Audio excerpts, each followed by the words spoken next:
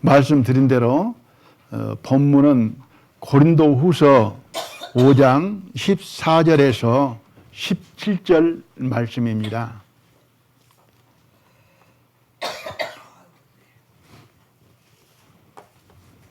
고린도후서 5장 14절로 17절 말씀 찾으신 걸로 알고 제가 읽어드리겠습니다. 그리스도의 사랑이 우리를 강권하시는도다. 우리가 생각컨대 한 사람이 모든 사람을 대신하여 죽었은즉 모든 사람이 죽은 것이라. 저가 모든 사람을 대신하여 죽으심은 산 자들로 하여금 다시는 저희 자신을 위하여 살지 않고 오직 저희를 대신하여 죽었다가 다시 사신 자를 위하여 살게 하려 함이니라. 그러므로 우리가 이제부터는 아무 사람도 육체대로 알지 아니하노라. 비록 우리가 그리스도도 육체대로 알았으나 이제부터는 이같이 알지 아니하노라. 그런즉 누구든지 그리스도 안에 있으면 새로운 피조물이라. 이전 것은 지나갔으니 보라 새 것이 되었도다. 아멘. 읽은 본문의 말씀은 그리스도의 사랑을 말씀하고 있습니다. 그리스도께서 모든 사람을 대신하여 죽으심으로 죽은 자들이 살아나는 역사를 그리스도의 사랑이라고 말씀하고 있습니다. 그리스도의 사랑을 입어 살아난 자에게는 그리스도의 사랑이 강권한다 이렇게 말합니다. 그리스도의 사랑이 우리를 강권하시는도다. 강권한다는 말은 어쩔 수 없이 강한 힘에 끌려갈 수밖에 없는 것이라고 생각을 합니다. 그리스도의 사랑이 나를 강권한다. 그리스도의 사랑을 배반하고 떠날 수 없는 처지, 순종하고 따를 수밖에 없는 강력한 힘을 말합니다. 그 힘으로 인하여 자신을 완전히 포기할 수밖에 없는 관계를 말하고 있는 것이다라고 생각을 해 봅니다. 그리스도의 사랑에 대한 그 결론을 17절에서 말씀을 하고 있는 것 같습니다. 그런즉 누군지 그리스도 안에 있으면 새로운 피조물이라. 이전 것은 지나갔으니 보라 새 것이 되었도다. 그리스도의 사랑을 입고 그리스도 안에 있는 사람은 새로운 피조물이라 합니다. 피조물은 지음을 받았다는 것이죠. 피조물은 지은 자의 것입니다. 피조물은 지은 자를 위하여 존재합니다. 지은 자의 목적과 뜻을 따라야 합니다. 이것이 피조물의 본분입니다. 15절의 답으로 말씀을 하고 있는 것 같습니다. 15절만 제가 읽어드리겠습니다. 저는 예수님이죠. 모든 사람을 대신하여 죽으심은 산 자들로 하여금 다시는 저희 자신을 위하여 살지 않고 오직 저희를 대신하여 죽었다가 다시 사신 자를 위하여 살게 하려 함이니라.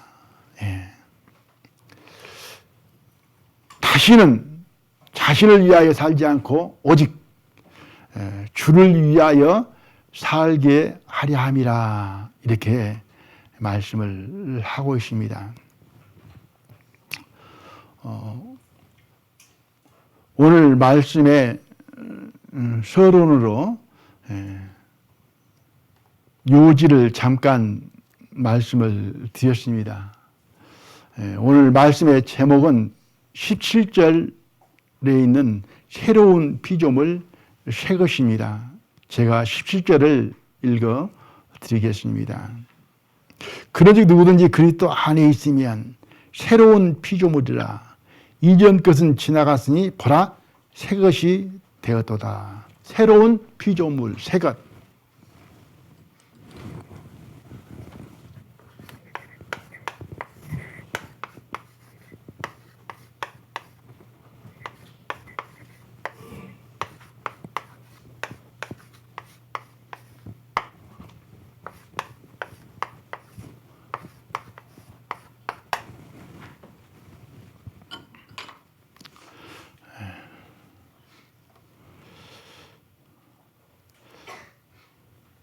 새로운 피조물, 새로 만들었다.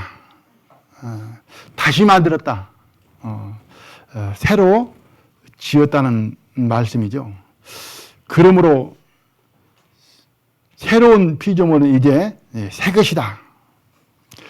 이전 것은 지나갔으니 보라 새 것이 되었도다. 이렇게 말씀을 합니다. 이전 것은 옛 것을 말합니다. 그래서 새 것과 옛 것이 있습니다. 새 것은 새로운 것이라고 새 것이라 이렇게 말씀을 합니다. 새 것, 옛 것이 있는데요. 새 것과 옛 것의 차이는 성경에서 뭐라고 말씀을 하고 있습니까? 어떤 것이 새 것이고 어떤 것이 옛 것인가? 17절 말씀. 그러니 누구든지 그리스도 안에 있으면 새로운 피조물이라. 그리스도 안에 있는 사람은 새로운 피조물 새 것이고 그리스도 밖에 있는 사람은 새로운 피조물이 아니라는 것이죠. 이전 것, 옛 것이라는 것이죠.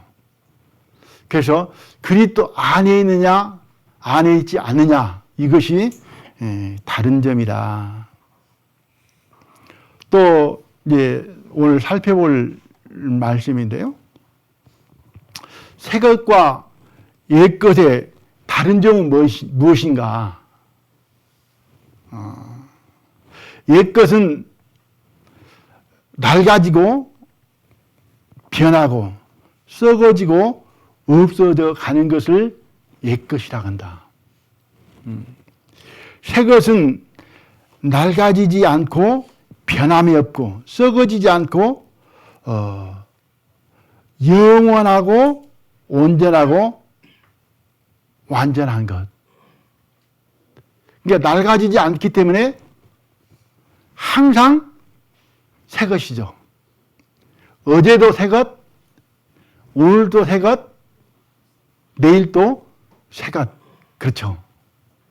새 것과 옛 것은 다르죠. 옛 것은 시간이 흐르고 세월이 가면은 낡아지고 변하지만은 새로운 피조물 새 것은 어제나 오늘이나 영원토록 항상 그 모습 그대로 변하지 않는 새 모습. 차를 구입하게 되면은 처음에는 새 차죠. 그죠? 모르겠어요. 한 3년 정도 탈 때까지는 뭐예요? 그래도 새 차라고 말할 수 있죠. 한 10여 년 타게 되면 이제는 새 것이라고 말하기는 부끄럽죠. 중고차가 되죠. 한 30년, 40년 되면은 이제 폐차 수준이죠. 폐차에 가까운 폐차라고 불러야 되겠죠. 30년, 40년 된 차를 가지고 와서 이거 새 차야 그러면은 이제 좀 차하고 새 차라고 하는 말하고 맞지 않다, 어울리지 않다. 그래서 옛 것은 시간이 가고 세월이 가게 되면은 이제는 낡아지고 변하고 썩는 것을 말하고, 새로운 피조물, 새 것은 전혀 변하지 않는다. 썩어지거나 낡아지지 않는다. 항상 그대로이다 라고 그렇게 생각을 합니다.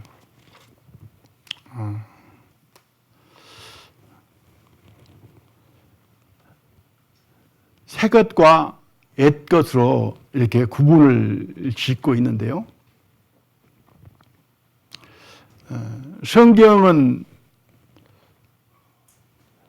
신약과 구약으로 나누어지죠. 그죠? 구약은 옛날 약속, 신약은 새로운 약속. 구약은 옛 것이고 신약은 새 것이다. 이렇게 생각을 하시면서 말씀을 들으시면 유익이 되리라고 생각을 합니다. 말씀드린 것과 같이 옛 것은 변하고 낡아지고 기한이 있다라고 합니다. 그러나 새 것은 낡아지지 않고 변함이 없고 영원하다. 뿐만 아니라 완전하고 온전하다. 이렇게 말씀을 합니다. 구약과 신약 또 다른 점이 무엇인가? 약속이 다르기는 하지만은 제사법을 두고 말씀을 하고 계신다. 이렇게 봅니다. 구약의 제사와 신약의 제사. 히브리서에서 자세히 구분을 해서 구별을 할 수 있도록 대조해서 말씀을 하고 있음을 볼 수 있게 되어집니다. 구약의 제사는 어떤 것이고 신약의 제사는 어떤 것이다 하는 것을 알아들을 수 있도록 이해할 수 있도록 구분해서 그 다른 점이 무엇인가 차이가 무엇인가 그것을 가르쳐 주고 있다. 저는 이렇게 생각이 들어집니다. 그러면은 히브리서를 찾아서 그 부분을 한번 보도록 하겠습니다. 히브리서 먼저 8장을 보겠습니다.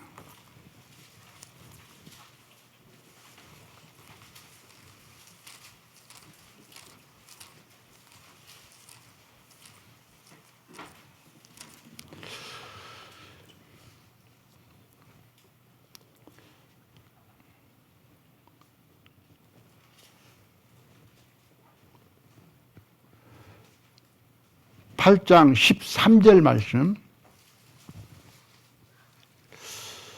새 언약이라 말씀하셨음에 첫 것은 낡아지게 하신 것이니 낡아지고 쇠하는 것은 없어져 가는 것이니라.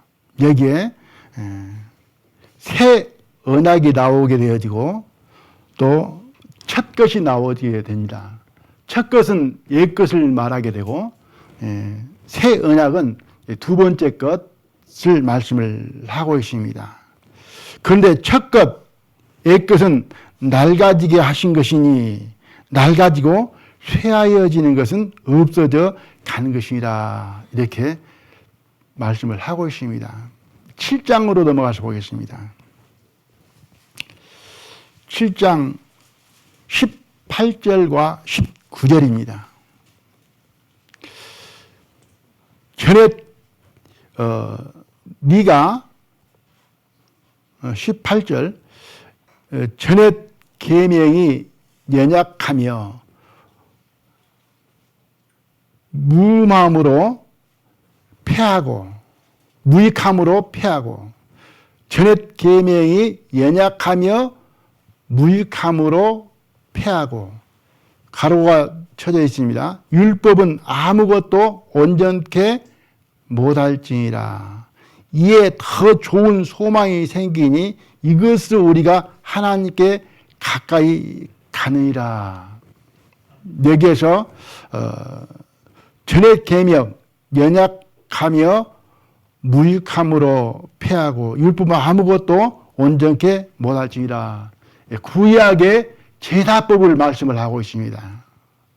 구약의 율법을 말하고 있네요. 구약의 율법대로 하나님 앞에 드리는 제사, 양이나 염소를 잡아서 드리는 그 제사를 말씀을 하고 있습니다. 그 제사는 무익함으로 패한다. 그 제사로는 아무것도 온전케 못할지니라. 그러면서 이에 더 좋은 소망이 생기니 이것을 우리가 하나님께 가까이 가느니라. 더 좋은 소망, 이것은 이제 새 언약을 말씀을 하고 있습니다. 9장으로 넘어가서 보겠습니다. 9장 9절과 10절을 먼저 보겠습니다. 이 장막은 현재까지의 비유니 이에 의지하여 드리는 예물과 제사가 섬기는 자로 그 양심상으로 온전케 할 수 없나니 이런 것은 먹고 마시는 것과 여러 가지 씻는 것과 함께 육체의 예법만 되어 개혁할 때까지 맡겨둔 것이니라. 장막은 현재까지의 비유이다. 이 장막은 성막을 말씀을 하고 있습니다. 그 성막에서 제사를 드리는 것, 드리는 예물과 제사가 섬기는 자로 그 양심상으로 온전케 할 수 있다고 없다고요? 없답니다. 이런 것은 먹는 것과 여러 가지 씻는 것과 함께 육체의 예법만 되어 개혁할 때까지 맡겨둔 것이니라. 그것은 육체와 관련이 있다. 먹는 것과 씻는 것, 이게 육체잖아요. 육체를 깨끗게 하고 먹는 것, 이것과 관련이 있는 것이지 양심과 마음과는 관련이 없다. 그래서 이것은 개혁할 때까지 맡겨둔 것이다. 이렇게 말씀을 하고 있습니다. 그래서 구약의 제사를 계속 말씀하고 있는 것이죠. 8장 6절 7절을 보겠습니다. 그러나 이제 그가 더 아름다운 직분을 얻으셨으니 이는 더 좋은 약속으로 세우신 더 좋은 언약의 중보시라. 저 첫 언약이 무흠하였다면 둘째 것을 요구할 일이 없었으려니와 저희를 허물하여 일렀으되, 첫 언약과 둘째 것을 말씀을 하고 있습니다. 이 둘째 것은 더 좋은 언약이고 더 좋은 약속이다. 첫 언약이 흠이 없었을 것 같으면은 이 두 번째 언약을 세울 필요가 없었다. 첫 언약은 흠이 있다. 무흠하지 않다. 그리고 양심상으로 온전케 할 수 없는 제사이다. 이렇게 말씀을 하고 있습니다. 10장 9절을 보겠습니다.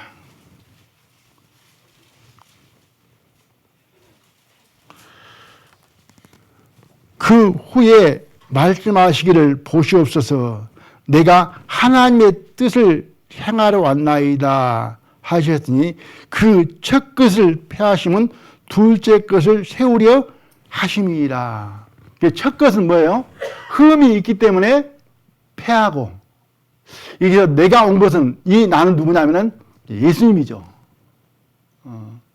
예수님은 둘째 것을 세우기 위함이다. 그래서 예수님은 새 언약에 속한 분이시고 신약의 새로운 약속에 속한 분이시다. 이렇게 구분을 지어서 말씀을 해주고 있습니다. 이 말씀을 전체적으로 볼 때 첫 언약은 흠이 있고 그 제사로는 양심상 온전케 할 수 없는 것이다. 불완전한 것이죠. 그래서 새 언약 두 번째 것을 세우셨는데 이 두 번째 제사는 예수님이다. 이렇게 말씀을 하고 있습니다. 그러면서 히브리서 9장 우리가 많이 전도집 때 들었던 말씀으로 이제 12절에서 15절이 있습니다. 9장 12절 염소와 송아지의 피로 아니하고 이건 구약의 제사죠. 아니하고 오직 자기 피로 이건 예수님이죠. 두 번째 언약 속죄를 자기 피로 영원한 속죄를 이루사 단번에 성소에 들어가셨느니라. 염소와 황소의 피와 및 암송아지의 채로 부정한 자에게 뿌려 그 육체를 정결케 하여 거룩케 하거든 하물며 영원하신 성령으로 말미암아 흠 없는 자기를 하나님께 드린 그리스도의 피가 어찌 너희 양심으로 죽은 행실에서 깨끗하게 하고 살아계신 하나님을 섬기게 못하겠느냐. 이를 인하여 그는 예수님은 새 언약의 중보니 이는 첫 언약 때에 범한 죄를 속하려고 주사 부르심을 입은 자로 하여금 영원한 기업의 약속을 얻게 하려 하심이라. 첫 언약의 제사와 새 언약의 제사를 구분을 내서 말씀을 하고 있습니다. 첫 언약의 제사는 양이나 염소, 그리고 두 번째 새 언약의 제사는 예수 그리스도의 몸입니다. 첫 언약의 제사는 육체의 예법만 된다라고 10절에서 말씀을 드렸고 여기에서도 또 그렇게 말씀을 하고 있습니다. 13절에 염소와 황소의 피와 및 암송아지의 채로 부정한 자에게 뿌려 그 육체를 정결케 하여 거룩케 하거든. 이게 양심, 마음, 그 영혼을 정결하고 깨끗하게 한다는 이야기가 아니고 구약의 제사는 뭐라고 말씀하고 계시냐면은 육체를 정결케 하여라고 이렇게 말씀을 하고 있습니다. 육체의 예법이다. 육체를 정결케 한다. 그러나 예수님의 그 제사는 14절에 하물며 영원하신 성령으로 말미암아 흠없는 자기를 하나님께 드린 그리스도의 피가 어찌 너희 양심으로 죽은 행실에서 깨끗하게 하고, 여기에서 뭐예요? 양심에서 죽은 행실에서 깨끗게 한다. 구약의 율법의 제사는 양심상으로 온전케 할 수 없다. 그러니까 구약의 제사는 양심, 육체와 관련이 있고, 신약의 예수님의 제사는 양심에 관련이 있다고 지금 여기에 구분이 좀 나오죠. 그죠? 여기에서 우리가 이제 한번, 되돌려 생각해 볼 필요가 있습니다. 구약은 모세의 율법으로 죄를 정합니다. 모세의 율법을 범하면은 죄가 되죠. 그죠? 예수님께서 오셔서 죄에 관해서 말씀을 할 때 예수님께서 말씀하는 죄와 구약의 모세의 율법으로 인한 죄와는 수준이 같습니까? 다릅니까? 다르죠. 네. 예수님께서 말씀을 하십니다. 너희가 살인치 말라 하였다는 걸 들었으나 나는 너희에게 이르노니 노하는 자마다 욕하는 자마다 미련한 놈이라 하는 자마다 이게 뭐예요? 살인에 해당이 된다고 말씀하시죠. 지옥불에 들어간다. 너희가 가르치지 말라 하였다는 걸 들었으나 나는 너희에게 이르노니 여자를 보고 음욕을 푼 자마다 마음에 이미 간음하였느니라. 이렇게 말씀을 합니다. 그러니까 모세의 율법은 살인이 됐든 간음이 됐든 행동으로 옮겨진 것이 뭐예요? 죄가 되는 것이죠. 너는 행동으로 옮겨지는 것이 죄라고 들었지만은 나는 너희에게 말하는데 뭐라고요? 마음에 형제를 미워하는 것도 살인에 해당이 되고 음욕을 품는 것도 뭐예요? 살인에 해당이 된다. 그러니까 구약에서 말하는 죄와 예수님께서 말씀하는 죄와는 뭐예요? 차원이 다른 거죠. 그러면서 예수님께서 인생의 그 마음속을 아시고 하시는 말씀이 마가복음 9장 21절에 보면 속에서 사람의 마음에서 나오는 것은 악한 생각, 곧 음란과 도둑질과 살인과 간음과 탐욕과 악독과 속임과 음탕과 흘기는 눈과 회방과 교만과 광팬이 이 모든 것이 속에서 나와서 사람을 더럽게 하느니라. 그러니까 예수님은 행위를 보는 것이 아니고 먼저 뭘 보고 계세요? 마음을 보고 계시는 것이죠. 지금 마가복음 9장 21절에서 예수님께서 말씀하시는 것은 마음의 죄들을 전부 다 지금 열거를 하고 있습니다. 이런 모든 것들이 죄이다. 악한 생각, 율법으로는 모세 율법으로는 죄가 됩니까 안 됩니까? 안 되는 거죠. 그런데 예수님은 악한 생각 그 자체를 뭐예요? 죄라고 하는 것이죠.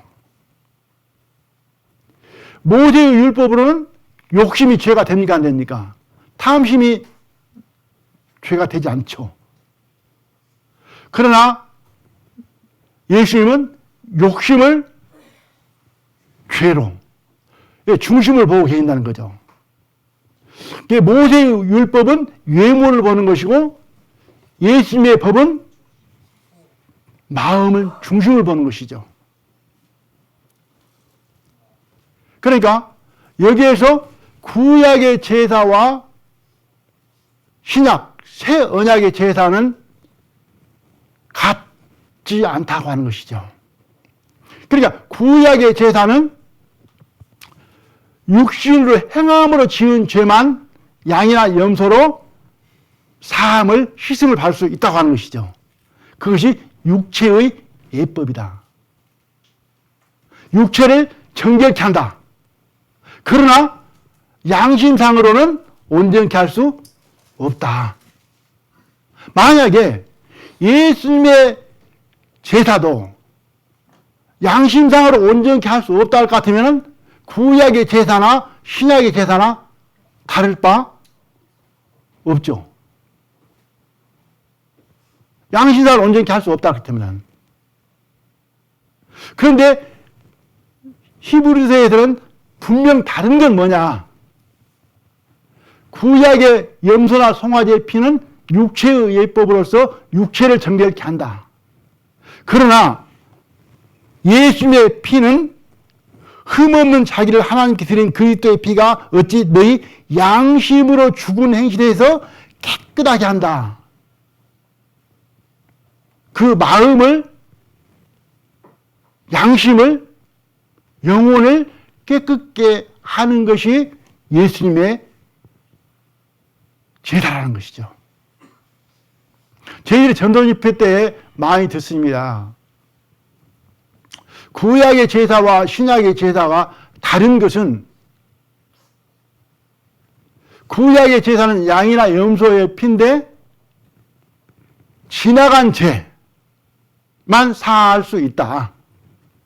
미래의 죄는 사할 수 없다. 그 과거의 죄만 사함을 받기 때문에 죄 지을 때마다 뭐예요? 제사를 드려야 된다. 그러나 예수님의 피는 단번에 영원 속죄이기 때문에 과거, 현재, 미래의 죄가까지 다 사함을 받는다.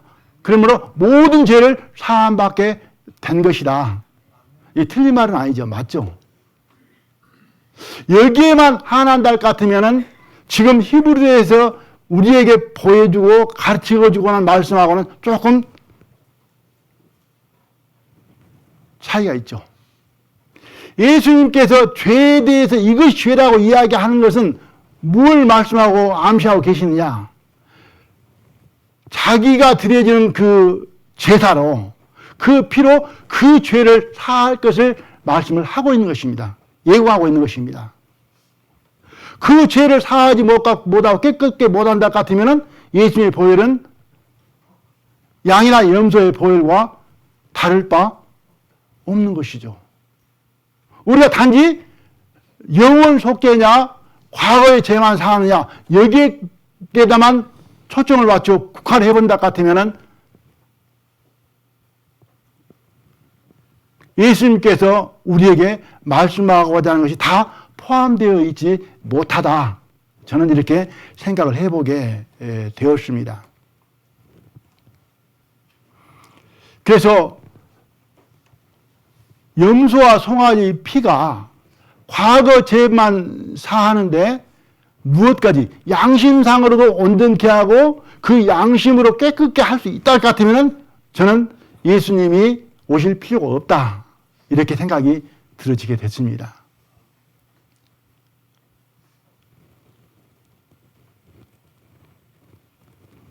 예수님은 그 염소와 송아지의 피로 아니하고 자기 피로 양심상 하나님 앞에 깨끗게 한다. 그래서 우리가 죄사함을 예수님으로 죄사함을 얻게 되어지면 확실하게 얻게 되어지면 양심상 부끄러움이 하나님 앞에 없게 되어집니다. 그래서 하나님 앞에 양심상 꺼림이 없이 하나님 앞에 나갈 수 있다라고 믿음이 되어집니다. 뿐만 아니라 제 경험으로 봐서는 이 마음이 정결해지고 깨끗해진 것을 느낍니다.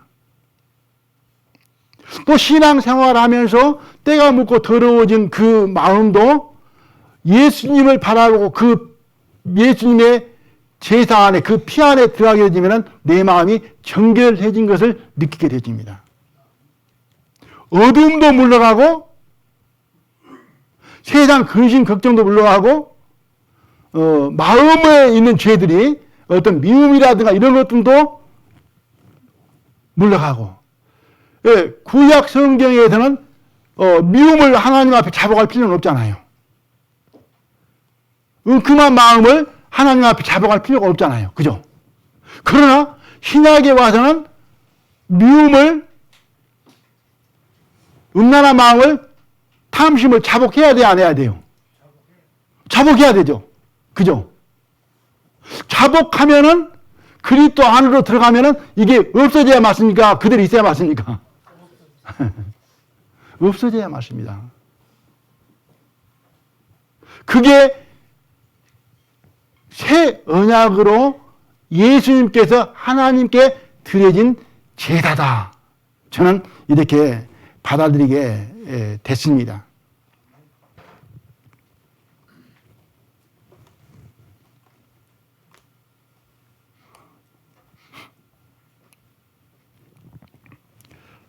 에스겔서를 보겠습니다.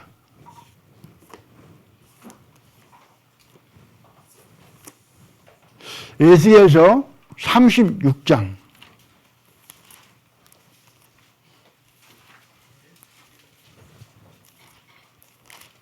많이 보았던 말씀인데요.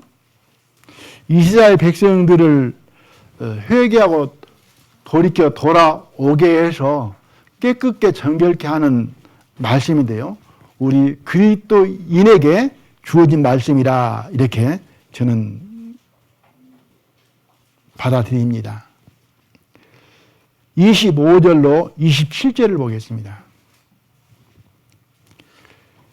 맑은 물로 너희에게 뿌려서 너희로 정결케 하되 곧 너희 모든 더러운 것에서와 모든 우상을 섬김에서 너희를 정결케 할 것이며 또 새 영을 너희 속에 두고 새 마음을 너희에게 주되 너희 육신에서 굳은 마음을 제하고 부드러운 마음을 줄 것이며 또 내 신을 너희 속에 두어 너희로 내 율례를 행하게 하리니 너희가 내 규례를 지켜 행할지라. 네. 구원 받은 상황, 구원 받을 때의 마음을 지금 말씀하고 계신다 이렇게 여겨집니다. 우리의 그 더러운 마음, 굳어진 마음, 악한 마음을 부드러운 마음으로, 새로운 마음으로 변화시켜 주시고, 그리고 그 안에 새 마음을 주시고, 내 신을, 내 영을, 새 영을, 그러니까 새 영, 내 신, 이렇게 되는데요. 새 마음의 내 신, 여기서는 성령으로 받아들이면 되리라고 봅니다. 우리의 마음을 새롭게 정결케 하고 그 안에 성령이 임하신 것이죠. 구원받은 사람 심령 안에는 성령이 들어와 계십니다. 그래서 새로운 마음과 성령이 하나가 되어서 연합이 되어서 이제는 그 힘으로 하나님의 말씀을 준행하며 살아갈 수 있게 되어진다. 새로운 마음만 가졌다고 해서 새로운 삶을 살 수는 없는 것이죠. 하나님의 신이 내 안에 거함으로 하나님의 신의 능력을 힘입어서 인도를 받아서 이제는 그 새 마음을 따라서 살아갈 수 있게 되어집니다. 그렇지 않고서는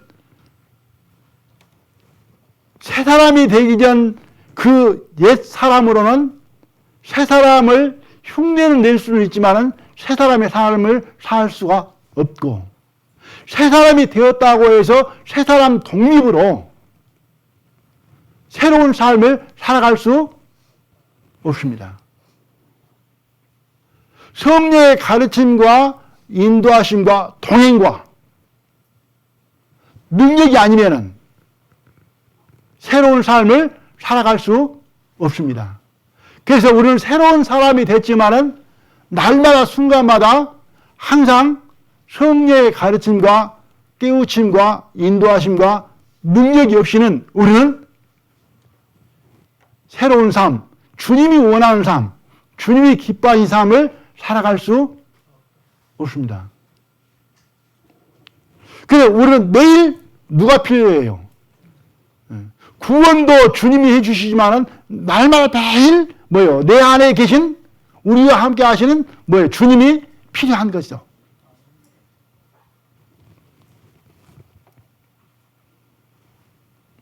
갈라디아서 6장을 보겠습니다.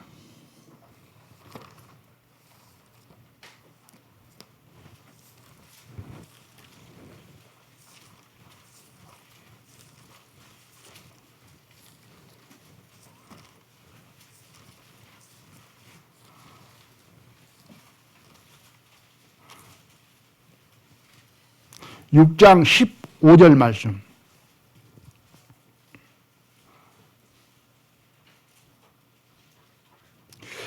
할례나 무할례가 아무것도 아니로되 오직 새로 지으심을 받은 자 뿐이니라. 이스라엘 백성들에게는 할례가 가장 중요하죠. 그 할례 받지 못한 사람들하고는 상종도 안 하죠. 할례 없는 자들하고는. 그런데 여기에서 할례나 무할례가 아무것도 아니로되, 할례나 무할례는 육체에 행해진 것입니다. 몸에 행해진 것이죠. 근데 그건 아무것도 아니라는 것이죠. 그러면서 오직 새로 지으심을 받은 자뿐이다. 새로운 피조물로 새 것이 되어야만 주님 앞에 나아갈 수 있습니다.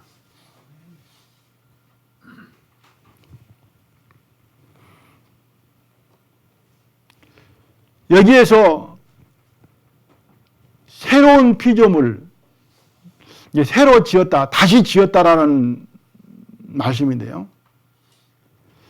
우리는 그리스도 안에서 새로 지음을 받은 자들입니다. 그래서 그리스도 안에 있으면 새로운 피조물이라. 그리스도 안에 있는 사람들은 새로운 피조물인데, 제가 그 뒤에 보라 새 것이 되었도다. 이전 것 지나갔으니 이 새 것을 써놓았는데요. 새로운 피조물은 뭐라고요? 새 것이라는 것이죠. 이 새 것은 다시 낡아지지 않는다는 거죠. 그죠? 변하지 않고 썩지 않는다는 것이죠. 마치 금이나 보석과 같다. 금이나 보석은 썩거나 변질되지 않죠.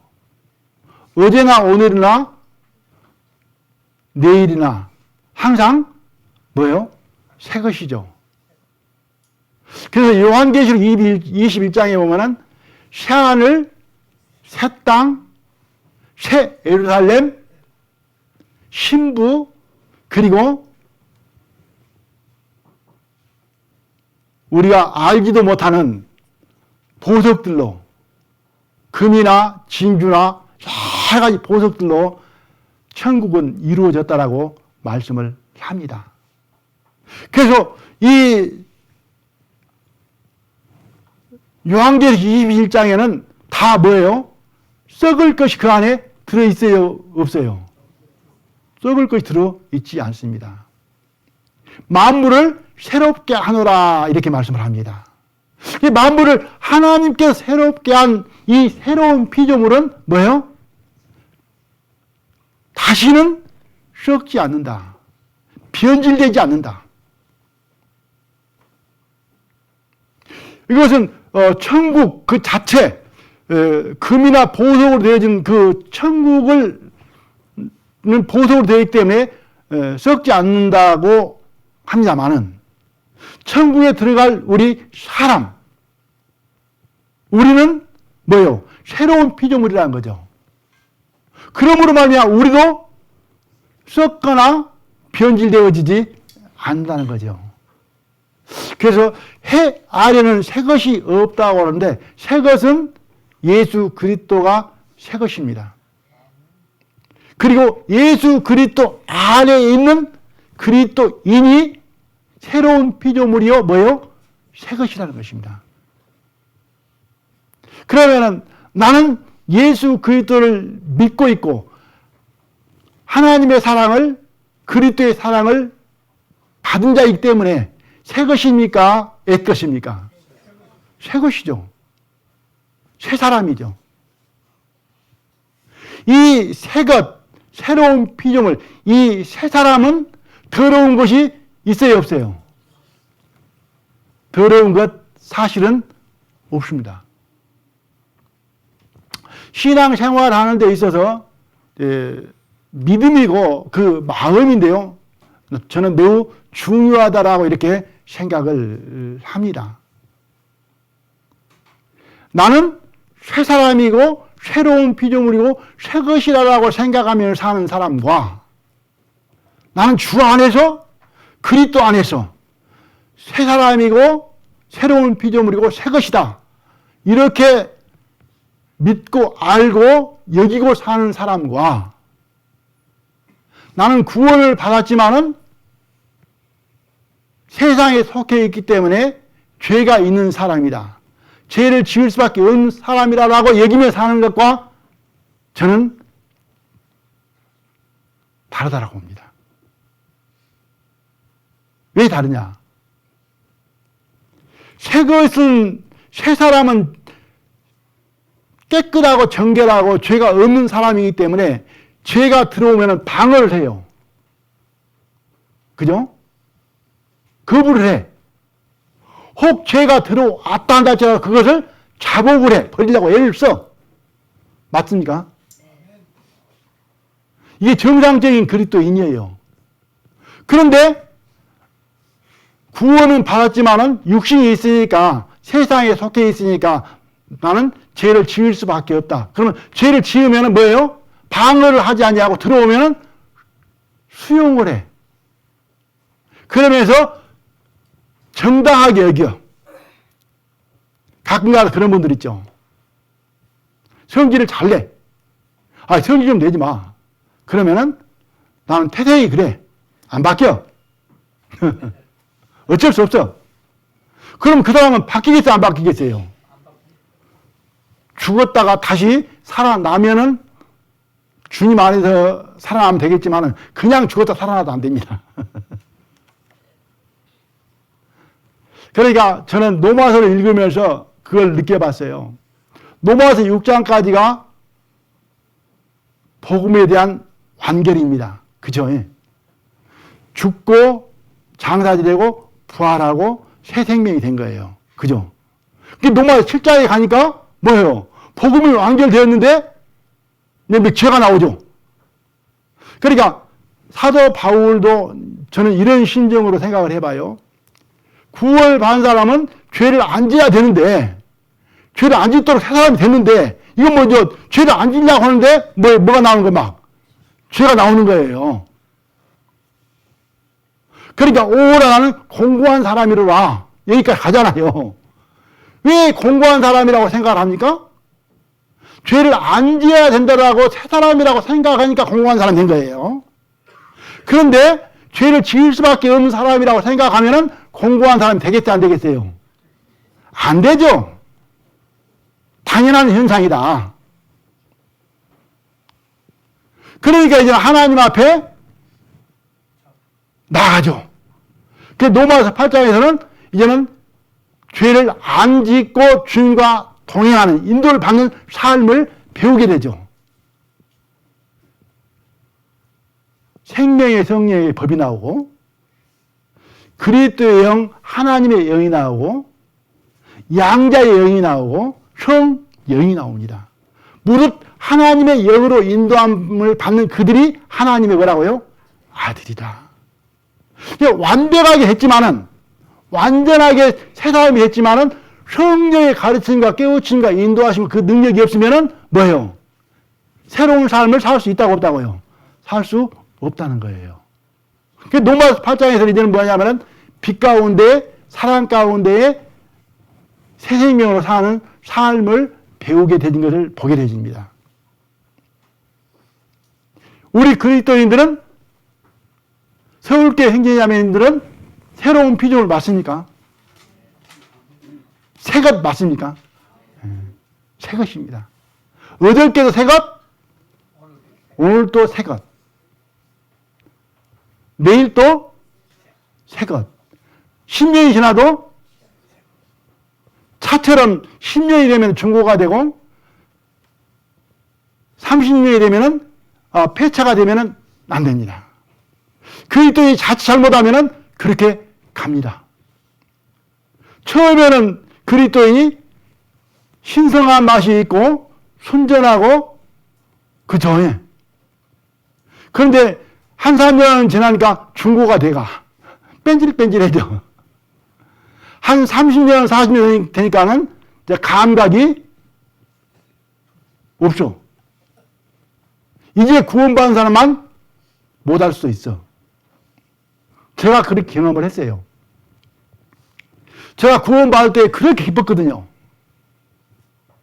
그래서 3년 지나니까 이제 복음을 전하기 시작했어요. 이제 복음을 전하기 구원을 받아요. 구원을 받은 사람을 보니까는 그렇게 좋아하고 기뻐하는 거예요.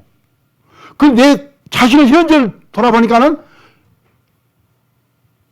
이제 구원받은 사람보다도 제가 지금 기뻐하고 있는 거 볼 때에 안 그래. 그러니까 마음속으로 이거 가짜 구원이 아닌가? 내가? 저로 범민을 많이 했습니다.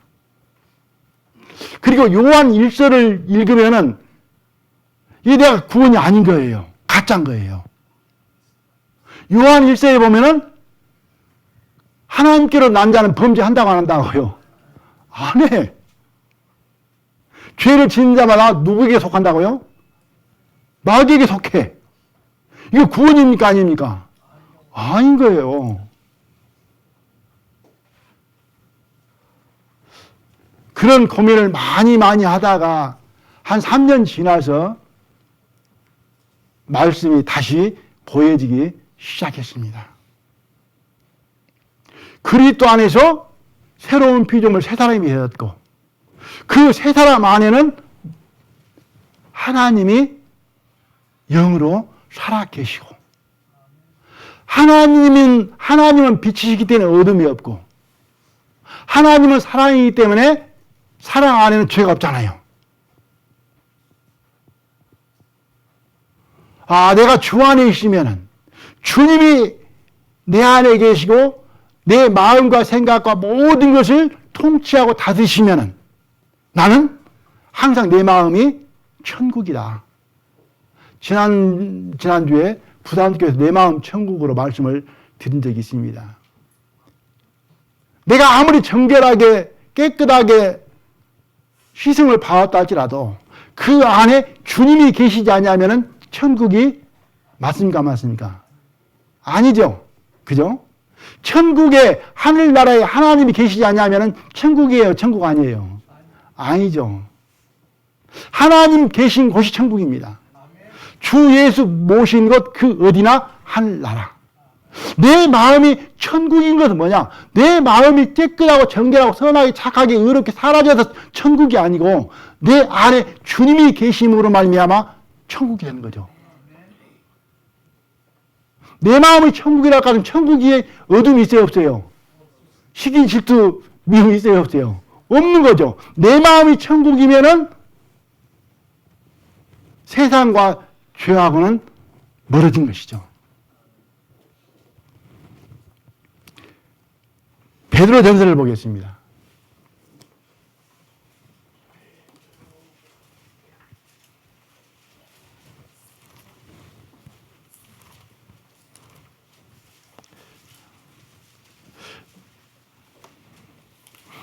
베드로전서 1장 17절에서부터 보면은 구원에 관하여 복음에 관하여 말씀을 하고 있습니다. 18절에 보면은 그렇게 기록하고 있죠. 너희가 알거니와 너희 조상의 유전한 망령된 행실에서 구속된 것은 은이나 금같이 없어질 것을 한 것이 아니요 오직 흠 없고 점 없는 어린 양 같은 그리스도의 보배로운 피로 한 것이니라. 이렇게 말씀을 하시면서 22절에 보니까 거듭남을 말씀을 하고 있습니다.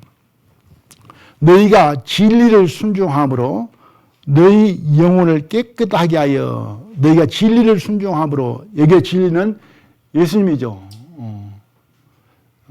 내가 곧 길이요 진리요 생명이니 나로 닮지 않고는 아버지께로 올 자가 없느니라. 성경 말씀도 진리이지만은 여기에서 지금 말씀하고자 하는 이 진리는 예수님을 말씀하고 계시고 복음을 말씀을 하고 있습니다. 너희가 진리를 순종함으로 순종은 받아들이고 믿는 것을 말씀하는 것이죠.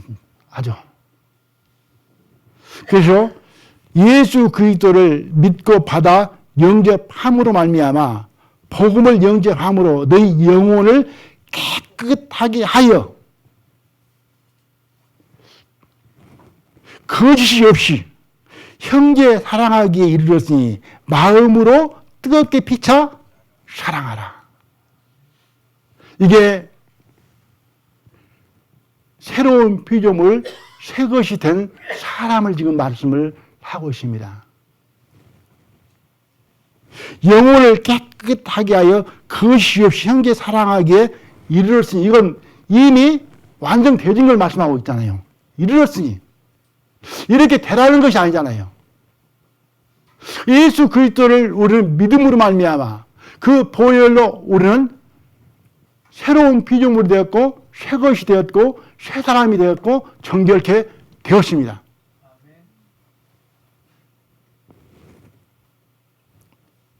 양심상으로 온전케 되었습니다.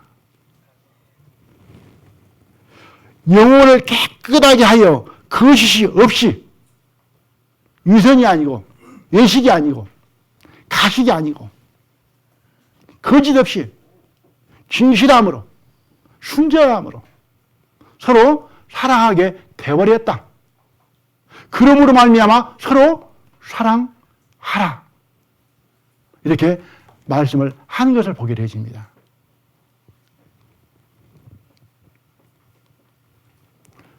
우리는 본문 말씀대로 그리스도의 사랑이 우리를 강권하시도다. 본문을 한번 집에 가서 한 절 한 절 잘 읽어보시기를 바랍니다. 그리스도의 사랑이 우리를 강권한다. 저는 이 말씀을 볼 때 사도 바울 그 심령 안에 그리스도의 사랑이 얼마나 역사를 하고 있는가. 그리스도를 배반하고 떠날 수가 없는 거예요. 무시할 수가 없는 거예요. 자기 마음대로 살 수가 없는 거예요. 이제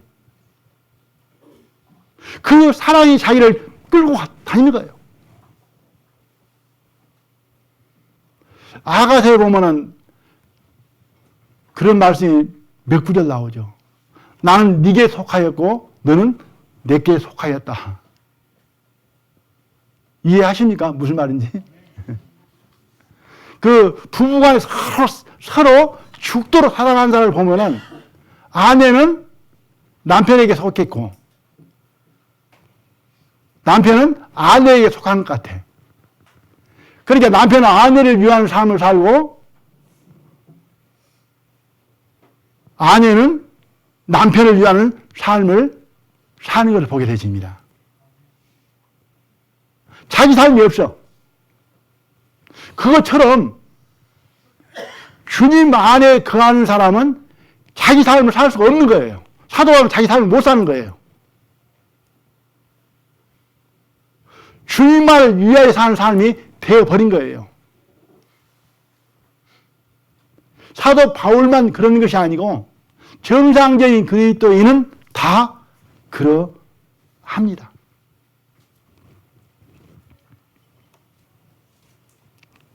여기 계신 모든 형제자매님들은 그리스도의 사랑이 강권하시죠. 예. 17절 말씀대로 그리스도 안에 있으면 새로운 피조물이라. 다 그리스도 안에 계시죠. 그리스도 안이라는 말씀은 성경에 너무나 많이 나옵니다. 이건 말씀드리려면 끝이 없죠.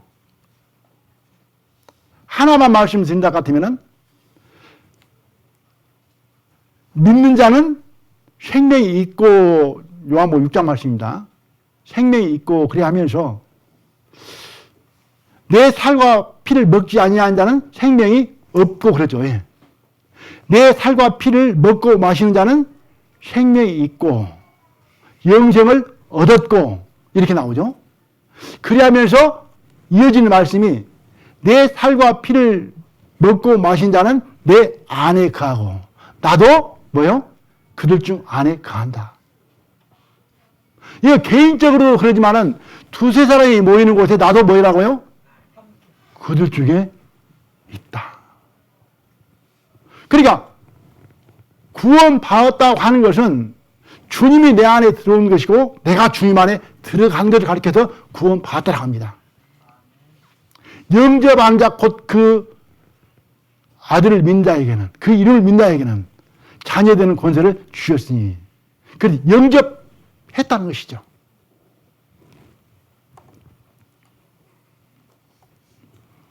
그래서 우리 모두는 그리스도 안에 있는 사람들입니다. 그리스도 안에 있음으로 말미암아 우리 모두는 뭐예요? 다시 새로 지음을 받은 새 사람이라는 거죠. 이 새 사람은 흠도 없고 점도 없습니다. 완전합니다. 그리고 이 새 사람은 다시는 낡아지지 않습니다. 썩어지지 않습니다. 영원히 온전합니다. 그래서 뭐예요? 이 새 것은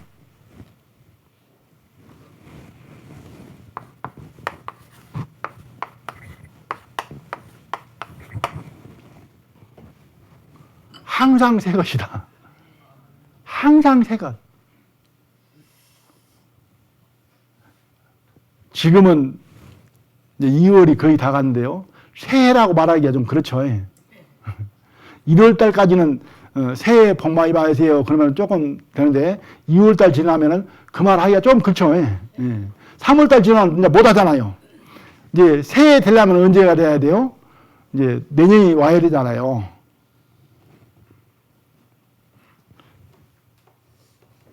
그런데 우리는 한 달 뒤에도 새 사람, 새로운 피조물, 새 것. 10년 뒤에도 뭐예요? 새 것. 하나님은 예수 그리스도 안에 우리를 온전케 하셨다. 오늘 이 말씀을 드리기 위해서 아침에 도시락 싸가지고 왔습니다. 열차 안에서 먹고 김용가 장로님 어저께 전화 와가지고 아무것도 필요 없다 그러든가 가져올 필요 없다든가 그래 하시면서 말씀만 갖고 오라고 그러더라고요. 말씀이 됐는가 안 됐는가는 모르겠습니다만 아무튼 저보다 더 많이 더 깊이 이해하고 믿고 계시리라고 생각을 합니다만은 혹 다시 한번 생각하기 위해서 오늘 이 말씀을 드리게 되어집니다. 그래서 집에 가셔서 이 본 말씀을 한번 생각을 하시면서 하나님의 은혜를 더 충만하게 덧입기를 원합니다. 기도하고 마칠게요.